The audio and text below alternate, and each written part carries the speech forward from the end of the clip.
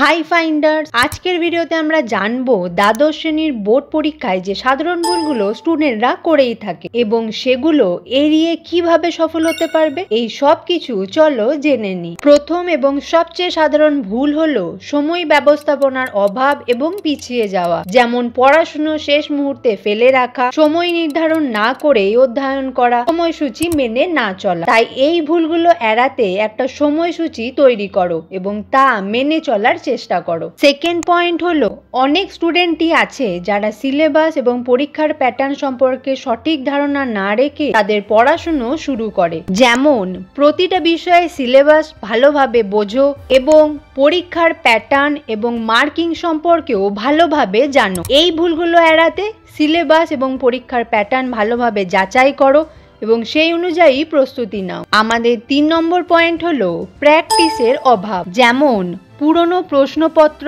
এবং mock test অনুশীলন না করা, শুধুমাত্র থিওরি পড়া, প্র্যাকটিক্যাল অনুশীলন না করা। প্র্যাকটিসের মাধ্যমে পরীক্ষার সময় নিজেকে অভ্যস্ত করো এবং সঠিক সময়ে উত্তর দেওয়ার দক্ষতাও অর্জন করো। আমাদের 4 নম্বর পয়েন্ট হলো অনেক স্টুডেন্টই ব্রেক না নিয়ে ধারাবাহিকভাবে পড়াশুনো করে, যা শারীরিক এবং মানসিক ক্লান্তির কারণ হতে পারে।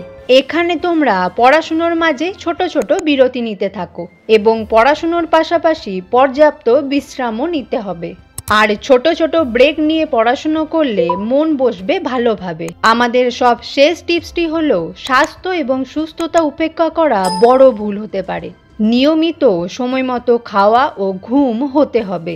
শরীরকে আগে ঠিক রাখতে হবে এবং মানসিক চাপ থেকে দূরে থাকতে হবে, তবেই তুমি সফল হতে পারবে। পরীক্ষার জন্য প্রস্তুতি নিতে এই টিপসগুলো অনুসরণ করতে পারো এবং নিজের প্রতি আত্মবিশ্বাসী থাকবে। আর ভিডিওটা যদি ভালো লাগে তাহলে অবশ্যই একটা লাইক, শেয়ার এবং সাবস্ক্রাইব করবে। আর তোমাদের যে কোনো প্রশ্ন থাকলে কমেন্টে জানাবে।